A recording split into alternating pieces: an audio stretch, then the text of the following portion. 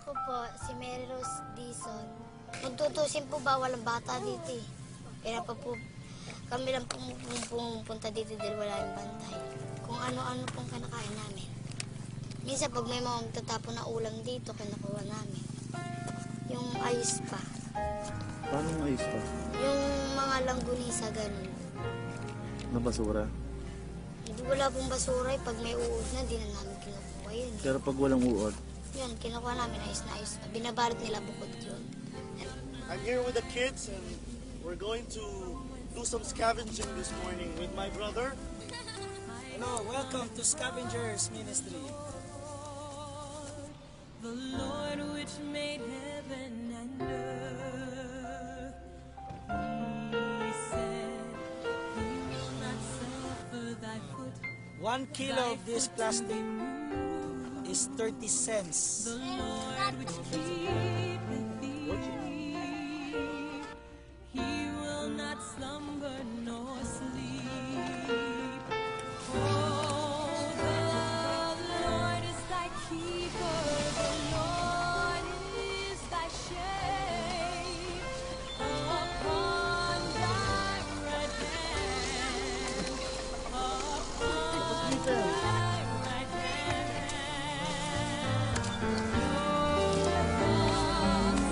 Kuha kami ng plastic.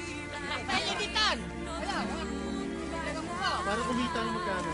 Para nakakumita kami na may kitulong.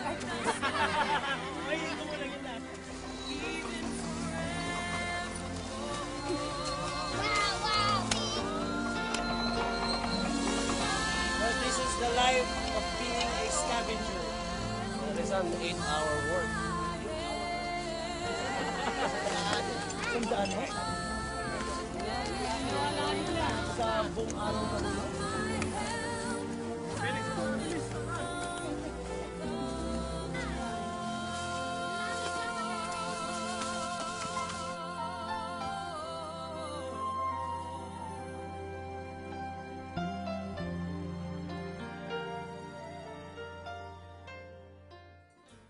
Gusto ko po makatapos ng pag-aaral. Pero hindi ka ba nahihirapan magbasura?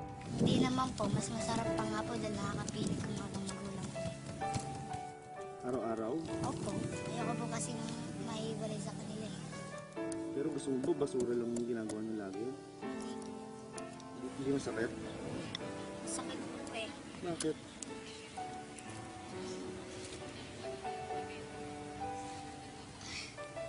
Sakit kaya po wala sa akin. Kaya nangangarap ka rin makapag-aral para matulungan mo sila.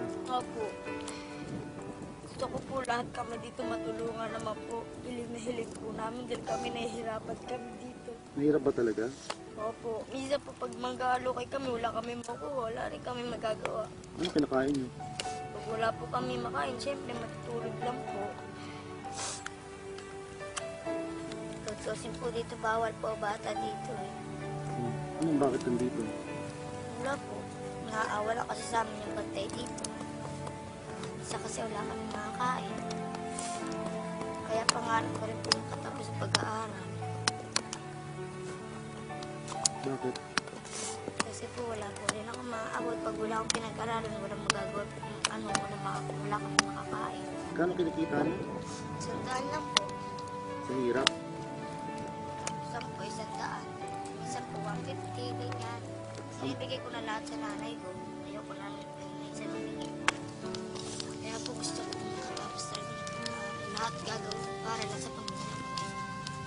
Kahit na pumamlastik ako din, okay lang.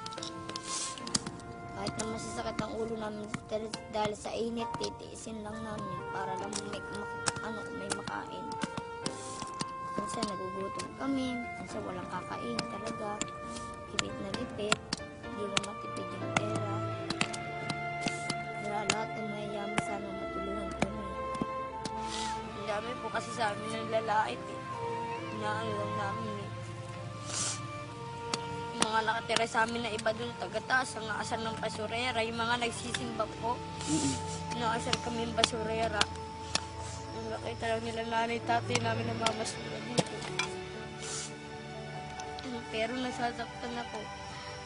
Inaano ko na lang sila. Kaya sabihan ko na at least hindi kahit basurera, hindi kami magnanakaw. Mm-mm. Kasi masakit din po sa amin mapagsabihan ng pulubi. Pero marangal naman ang ano namin. Yun lang po.